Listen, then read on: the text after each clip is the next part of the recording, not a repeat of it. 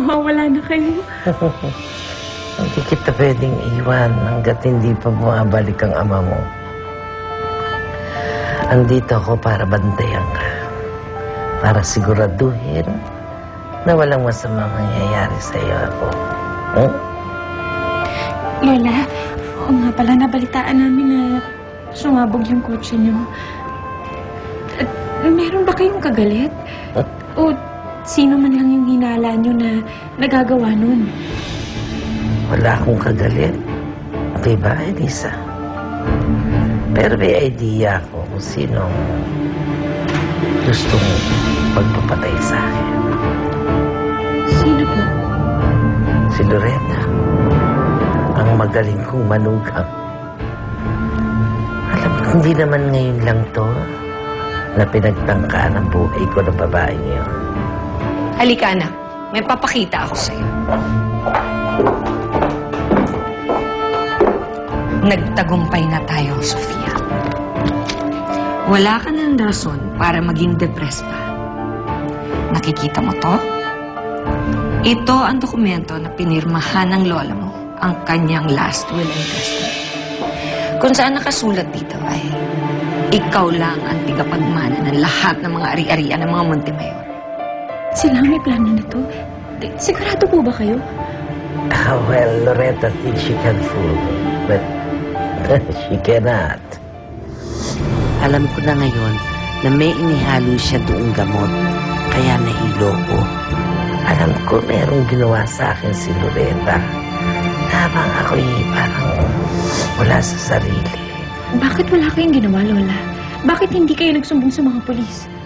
Dahil ayokong mahalata ni Loretta na nararamdaman ko na ang mga balak niyang masama sa akin. At alam ko na rin kung ano ang dahilan kung bakit nila ako gustong mamatay. Ano pong dahilan, Lola? Mana. Ang kayamanan ng mga Montemayor. Oras na namatay si Amanda, ikaw na ang papasok sa opisina niya. Tayo nang magpapatakbo ng lahat ng negosyo ng mga Montemayor. At kapag hawak na natin ang pera nila, pwede na natin pagawa kahit na anong gusto mo sa Elisa na yun. Gusto kong mangyari ang lahat ng sinabi mo pa. Gusto kong mawala na si Elisa.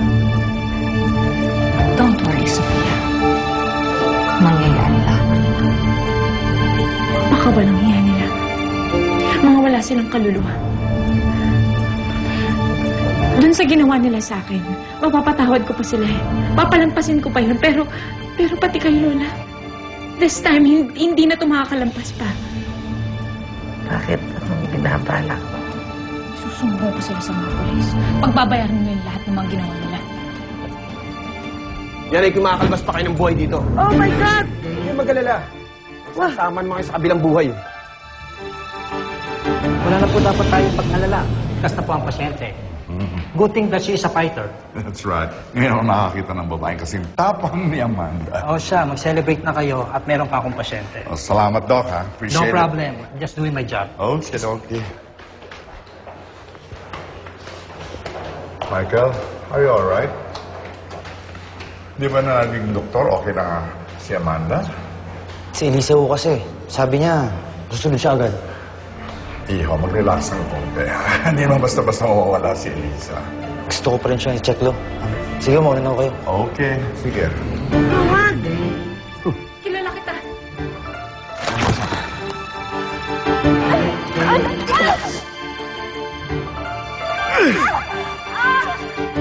Namiss mo ba ako? Namiss din kita. Pero sorry na lang. Ito na huli natin pagkikita. Wag! Punta na lang yan! Tulong! Ayos dito! Tulong! Ayos na! Masaktan na ako pa! Masaktan na! Hindi siya mag-ikat siya! Tulungan niyo kami, Lisa! Oh my God! Hindi kasi alam! Tulungan niyo kami! Tulungan niyo kami! Oh my God! Ano ba? Tumawag na ba? Anytime now. Sabi mo tatawag na 8 o'clock eh. Just be patient, okay? Ma, what if we fail? Paano kung nabisto na yung hitman mo? Will you please? Just be patient and shut up. Natitense pati ko sa'yo eh.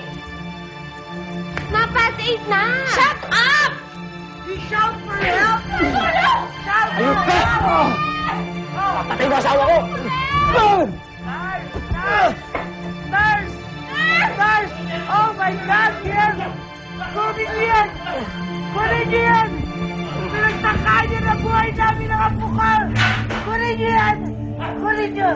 Oh my God! Oh my God, Geiger! Oh! Oh! Huwag na ho kayo mag-alala. Ligtas na ho. Oh!